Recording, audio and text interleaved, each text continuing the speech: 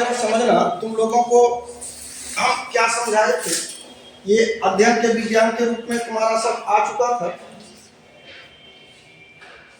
यहाँ तक हो गया था ना। क्या नाम?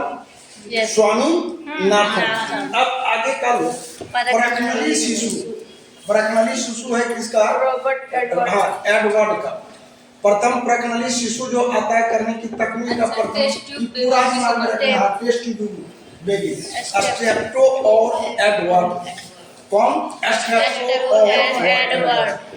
अब तुम्हारा समझना, प्रथम प्रकनली शिशु बच्ची का नाम था लूसी। हाँ, लाउसी नहीं, लूसी। ऑस्ट्रेलिया की है, बैंक में काम करती है, ठीक है। अब ले लो जीनोम संरचना। ये जीनोम संरचना क्या है? जैसे देखो, जितना बैठे हो सबों के शरीर में खून है, लेकिन खून का कैटेगरी है 4, ए बी वो 5वां चैप्टर तो है। तुम जरा सोच के देखो कि हम लोग कभी हंसते हैं, कभी दुखी होते हैं, कभी डिप्रेशन में रहते हैं, तो यार कोई न कोई जीन तो रिस्पॉन्सिबल होगा। चेहरा तो कोई स्क्रीन है नहीं। देखते के साथ बोलने लगता है, क्या बात है आज बड़ी उदास हो, क्या बात है आज बड़ी खुश हो, कहीं देख के वो लगता है तुम किसी की इंतजार कर रहे हो, तो उस वक्त वो जीन जबरदस्त तरीके से एक्टिव रहता होगा कि नहीं। तो हंसने का अलग जीन होगा, गाने का अलग होगा, खेलने कूदने का अलग होगा, नाचने गाने का अलग होगा। अब मान लो किसी बुतरू का पढ़ने के जीन बहुत स्लो है, खेलने के जीन बहुत एक्टिव है, तो बदला होगा मैया पापा कितनों मार मार के पढ़ाएगा तो वो पढ़ने में तेज निकलेगा। सचिन तेंदुलकर के बाबूजी अगर पीट पाट के खाली बड़ा पढ़ावे के चक्कर में रहते तो भारत को इतना बड़ा प्लेयर मिलता नहीं। लता मंगेशकर को लोग पढ़ने में भिड़ा देता या खेलने में भिड़ा देता, इतनी बड़ी गायिका बन पाती नहीं। तो ध्यान रखना, हर एक जीन का एक पीरियड होता है और हर एक का स्ट्रक्चर अलग होता है। तुम जरा सोचो, किसी के बोलने का जीन बड़ी लाजवाब हो तो तय मान लेना कि अच्छा नेता बनेगा, वक्ता अच्छा बनेगा, हाँ या ना। कोई शांतियुत प्रकृति का हो, गंभीर प्रकृति वाला जीन हो तो तय है कि साधु सन्यासी बनेगा। किसी के पास पढ़ने वाला जीन बहुत एक्टिवेटेड है कि वो पढ़ा के ज्यादा निकलेगा। अगर उस स्ट्रक्चर को लोग ढूंढ ले तो विश्वास मान लो कि जिस दिन आदमी जन्मेगा उसी दिन उसका डेट ऑफ डेथ भी लिख देना। डेट ऑफ बर्थ के साथ साथ डेट ऑफ डेथ। आप कहोगे कैसे समझा रहे, बात समझना। बचपना का जो जीन है वो बचपने तक रहता है कि नहीं, जिसका मतलब हर जीन का लाइफ है, हर जीन का लाइफ है ना। देखते हो पुत्रवन को साला पैंट पूंट पहनाने के लिए मारना पीटना कुटना पड़ता है। अगर वह जवान हो जाएगा तो लंगटे घूमेगा नहीं, डूब जाएगा कुआं मंजूर है लेकिन घूमेगा नहीं। अब जरा तुम सोच के देखो, जब जवान होगा क्या लाइफ टाइम जवानी रहेगा? तो अगर हर एक जीन का आयु है, आयु को अगर कैलकुलेट कर लिया जाए उसके एक्टिवेट जीन को, तो मतलब पता चल जाएगा ना कितना दिन बाद ही मर जाएगा। ये चीज है, उसी दिन लोग भगवान को मानना भी भूल जाएगा। तो सास्टम, क्रेग, कॉलिस, जॉन, ये सब इसकी संरचना को खोज रहा है। ये आता जीवाश्मिकी, लियोनार्डो डी विंसी।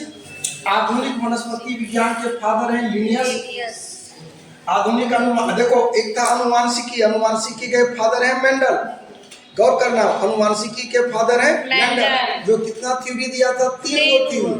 प्रभाविता का नियम, पृथक्करण का नियम, स्वतंत्र पृथक्करण का नियम। अब आधुनिक शारीरिकी के फादर हैं मॉर्गन। कौन है? मॉर्गन। आधुनिक शारीरिकी के फादर हैं कौन? मॉर्गन। तो अगर केवल अनुवांशिकी देगा तो मेंडल, केवल अनुवांशिकी देगा तो मेंडल, आधुनिक अनुवांशिकी देगा तो मॉर्गन। एक आता टैक्सोनॉमी, वर्गीकी, लिनियस। जैसे वनस्पति जगत है, प्लांट जगत है, फिर तुम्हारा प्लांट जगत का एनिमल जगत है, एनिमल किंगडम है, प्रोटोजोआ, सिलेंटरेटा, ये सब अटपट है ना जी, कीट वर्ग। तो ये जो उसको बांटा वो उसकी प्रकृति के आधार पर बांटा। अब जरा सोचना, हम बोल रहे हैं साग, एक खास टाइप का स्ट्रक्चर दिमाग में आ रहा है, बोल रहे हैं झाड़ी, एक खास टाइप का स्ट्रक्चर आ रहा है, बोल रहे हैं पेड़, एक खास टाइप का स्ट्रक्चर आ रहा है। तो ये जो बंटवारा किया, इस सबसे पहले टैक्सोनॉमी का खोज करता था कौन? लिनियस। कौन है? लिनियस। टैक्सोनॉमी के लिनियस, टैक्सोनॉमी के लिनियस, टैक्सोनॉमी के लिनियस। फिर से देख लो, प्रकनली शिशु एडवर्ड और स्ट्रेप्टो, एडवर्ब और स्ट्रेप्टो, एडवर्ब और स्ट्रेप्टो। जीनोम समझना समझ में आ गया। साल्स्टन, क्रे, फ्रांसिस, कॉलिस, जॉन। अभी रटने की का जरूरत नहीं है। जीवाश्मिकी का हो गया विंसी। आधुनिक वनस्पति विज्ञान लिनियस, आधुनिक वनस्पति विज्ञान लिनियस, आधुनिक वनस्पति विज्ञान लिनियस। टैक्सोनॉमी का लिनियस, वही टैक्सोनॉमी का लिनियस। आधुनिक आनुवंशिकी का क्लियर कट है। ये पूरे बायोलॉजी का जो 2-3 लेक्चर में हम लोगों को समझाएं वो एक बेस प्रदान करेगा। अब आता है बायोलॉजी की विभिन्न शाखाएं, जीव विज्ञान की शाखा। अब जरा समझना किसमें हम लोग क्या पढ़ते हैं, लेकिन ध्यान रखना कि एक सेटर इसको बड़ा बेहुदा टाइप पर सेट करता है।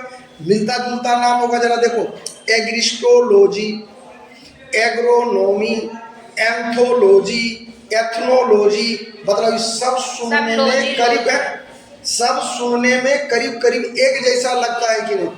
तो इसमें करता क्या है कि जनरली इस चैप्टर को वो लोग मिलाने देता है कि मिलान, चार को दे दिया और जो बोल रहा है करीबन वही दे देगा।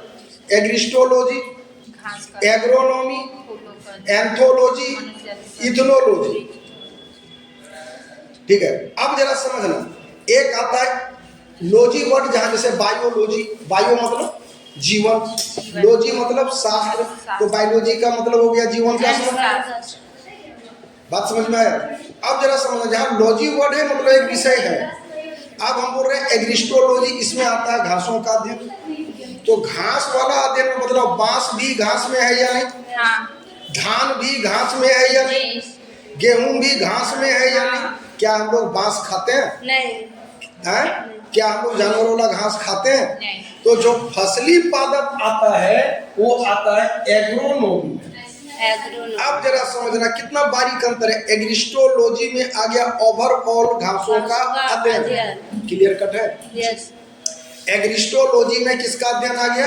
घासों का अध्ययन। एग्रिस्टोलॉजी में घासों का अध्ययन, एग्रिस्टोलॉजी में घासों का अध्ययन, एग्रिस्टोलॉजी में घासों का अध्ययन। और एग्रोनॉमी में फसली पादप, एग्रोनॉमी में फसली पादप, एग्रोनॉमी में फसली पादप, एग्रिस्टोलॉजी में घासों का अध्ययन, एग्रिस्टोलॉजी में घासों का अध्ययन, एग्रिस्टोलॉजी में घासों का अध्ययन, क्लियर है। और एग्रोनॉमी में फसली पादप, डन है। अब जरा देखो, एक आता है एंथोलॉजी, इसमें आता है फूल का। जरा तुम लोग फूल देख लो, गुलाब का फूल, काला गुलाब, लाल गुलाब, सफेद गुलाब होता है। अब बताओ, छोटो छोटो छोटो, हर गुलाब में कुछ तो बेटा कंपोजिशन में अंतर होगा के कारण कोई लाल हो रहा है, कोई पीला, कोई तुम्हारा काला हो रहा है, कोई गुलाब सफेद हो रहा है। तो वो भी अपने आप में अध्ययन का एक विषय है कि आखिर कौन सा ऐसा कंपोजिशन है जिसके कारण उसकी प्रकृति में अंतर आ रहा है। ध्यान रखना, ना जब बाहर होगा, ना जब बाहर होगा। एंथोलॉजी, क्या वर्ड बोले? एंथोलॉजी, एंथोलॉजी, यही ना एंथोलॉजी। तो एंथोलॉजी किसका अध्ययन हो गया? फूल का। किसका अध्ययन? किसका अध्ययन? किसका अध्ययन? क्लियर है। अब फिर आओ, एग्रिस्टोलॉजी घास का।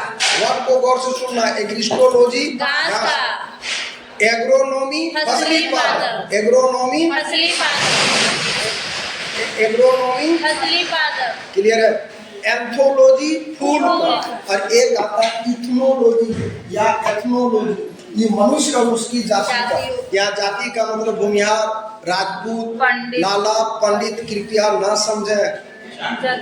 मनुष्य की जाति का अध्ययन देखो, जाति में आता है नस्ल सब। जैसे हम बोले आर्यन ब्रीड, तुम जरा देखो प्रियंका गांधी को, लंबा शरीर, निकला ललाट, छोटी आंख, खड़ा नाक, पतला होंठ। अब एक बोले प्रोटोस्टाइट, नाटा कदकाठी, जबरदस्त काला शरीर, मोटा होंठ, घुंघरीला बाल। ये सब मानव का नस्ल है भाई।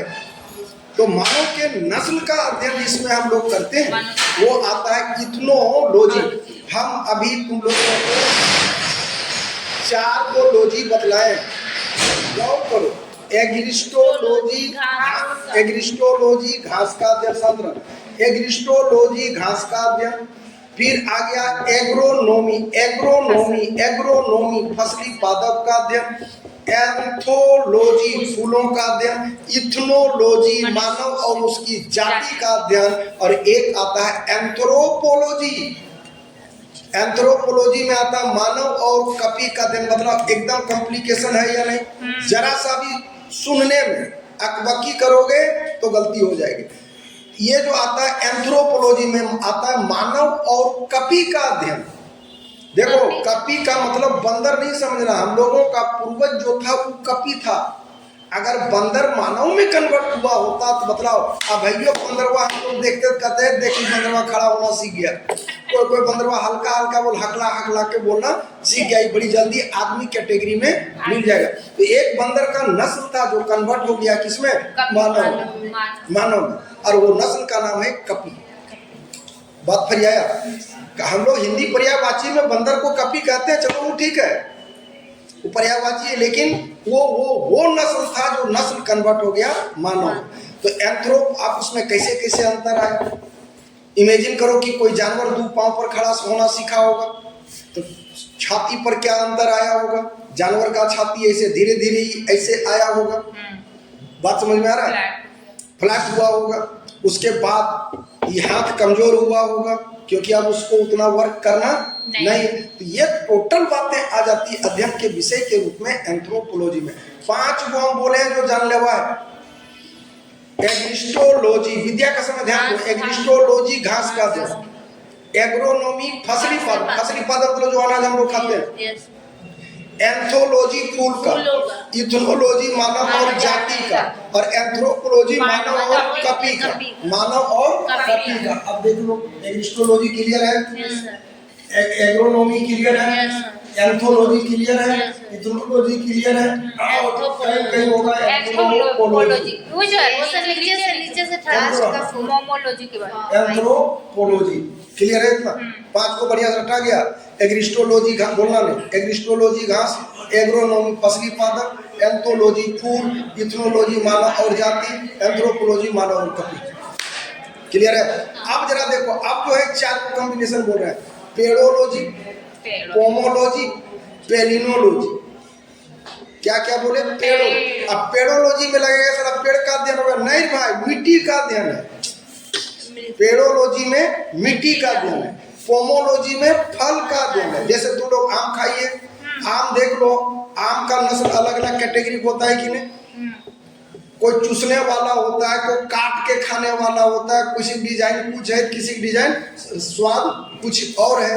ऐसे ही सेब ले लो, कुछ कच कच लगेगा तो कुछ भस भस लगेगा। तो सवाल ये पैदा होता है कि आखिर जब बिरादरी एक है तो नस्ल एक ही टाइप का क्यों नहीं होता, तो फंक्शन में अंतर है। मेरी बात समझ में आ रही? तो ध्यान रखना, ये जो अध्ययन के विषय के रूप में आ रहा है कि वो आता है किसके अंतर्गत, पोमोलॉजी।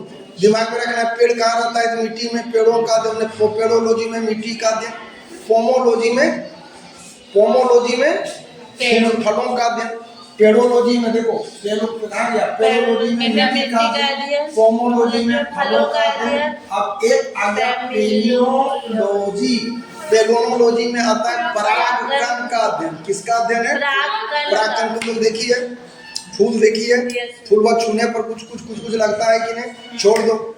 जब आम के पेड़ में मंजर लगता है तो पेड़ के बगल से गुजरो तो महमाता है कि नहीं। इसका मतलब है कि पेड़ से कुछ ना कुछ आइटम हवा में आ रहा है। ऐसे ही महुआ पेड़ के बगल से गुजरो महमाता है कि नहीं। तो ध्यान रखना, वही परागकण है जो हवा में आता है। तो परागकणों का अध्ययन कहलाता है क्या, पेलिनोलॉजी। जब दिमाग भ्रष्ट हो जाए, दिमाग में रखना 5 अक्षर का ई भी है, 6 अक्षर का, 5 अक्षर का ई भी आ जाता है, 5 अक्षर। परागकण का अध्ययन, पेड़ोलॉजी पेड़ मिट्टी में होता है, पेड़ोलॉजी मिट्टी का अध्ययन, पोमोलॉजी फलों का अध्ययन। एक आता है डेंड्रोलॉजी या डेंड्रोक्रोनोलॉजी। क्या वर्ड बोले, डेंड्रोलॉजी या डेंड्रोक्रोनोलॉजी। ये है क्या, सीधा सुनना ही नहीं। तुम लोग ताड़ का पेड़ देखिए, ताड़ी निकलता है, खजूर वाला भी देखिए। अब मतलब प्रत्येक साल एक रिंग टाइप पर छोड़ता है कि नहीं, वो प्रत्येक साल एक रिंग छोड़ता है। उसका रिंग काउंट कर लो, पता चल जाएगा ताड़ के साल का है। बात समझ में आया? वैसे ही खजूर में भी पता चल जाएगा किस साल का है, लेकिन मतलब ये चीज आम के पेड़ में पता चलेगा नहीं। आप कहोगे सर देखो बड़का बड़का मोटका लकड़ी कुंदा देखना, राउंड राउंड राउंड राउंड होता है ना, वो प्रत्येक साल एक सर्किल बनता है। लेकिन जब साला पेड़वा काटिए देंगे तो आयु जान के क्या करेंगे भाई, जब मोराइए दिया तो वृक्ष की आयु को जानने के लिए जिस विज्ञान का सहारा लेते हैं वो कहलाता है डेंड्रोलॉजी या डेंड्रोक्रोनोलॉजी। अब दोनों एक बार वापस आओ।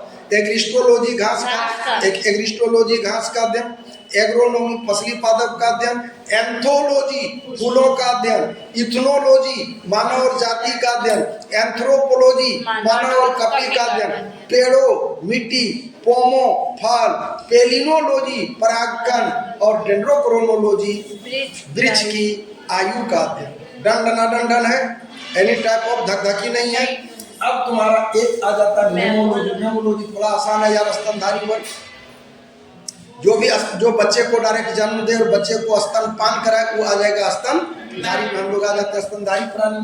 अब आता है फ्लोरिकल्चर। अब जरा देखो कैसे गड़बड़ाओगे। फ्लोरिकल्चर और एक बोले हम एंथोलॉजी। एंथोलॉजी भी फूल का अध्ययन है और फ्लोरिकल्चर में भी फूल का, लेकिन इसमें सजावटी फूल है। बात समझना, चमन में फूल खिलते हैं, वन में हंसते हैं, जो सजावटी फूल आ जाता है, जो गमलवा वाला वो आ जाता है फ्लोरिकल्चर में। तो सजावटी फूल देगा तो फ्लोरिकल्चर, और फूलों का अध्ययन देगा तो एंथोलॉजी। है ना कंफ्यूजन? इसलिए सबको पैरेलल पढ़ा जाता है। एक आता है जेनेटिक्स इंजीनियरिंग। मतलब जेनेटिक्स के फादर मेंडल है या नहीं, इसके अंतर्गत अनुवांशिकी आता है कि नहीं। अब इसमें जुड़ गया इंजीनियरिंग। तुमको बेटा चाहिए कि बेटी चाहिए, गोरा चाहिए कि काला चाहिए। अरे भाई कोई भी काला वाला जीन होगा, अगर उसको निकाल के गोरा वाला जीन डाल दिया जाए, भोथर वाला जीन के जगह में तेज वाला डाल दिया जाए, शांत वाला जगह में छुछंदर वाला डाल दिया जाए, तो उसने बुतरू पैदा लेगा कि नहीं। वो सब आता है जेनेटिक्स इंजीनियरिंग में। कृत्रिम जीन का निर्माण और उसका स्थानांतरण। बढ़िया। जेनेटिक्स में आके अनुवांशिक समानता की कितना मिलता है और कितना बच्चे से मिलता नहीं। तो उम्मीद कर रहे हैं कि यहाँ तक तुम बढ़िया से हटा गए। एक बार एकदम बढ़िया से खेला देखो। हम क्या बोले? एग्रिस्टोलॉजी घास का, एग्रोनोमी फसली पादप, एंथोलॉजी फूल, इथनोलॉजी जाति, एंथ्रोपोलॉजी मानव और कपि, पेड़ों मिट्टी पोमो फल, पेलिनोलॉजी परागकण और डेंड्रोक्रोनोलॉजी वृक्ष की आयु, मेमोलॉजी स्तनधारी वर्ग, जेनेटिक्स इंजीनियरिंग कृत्रिम जीन, फ्लोरिकल्चर सजावटी फूल, जेनेटिक्स अनुवांशिकी, एग्रोनोमी फसली पादप। तो आज कथा वाचना यहीं तक रखा जाए। वीडियो आप लोगों को अच्छा लगे तो लाइक शेयर सब्सक्राइब निश्चित कर दें, और जो भी सुझाव देना है निश्चित रूप से दें और खुल से दें, स्पष्टता दें। जय हिंद, जय भारत।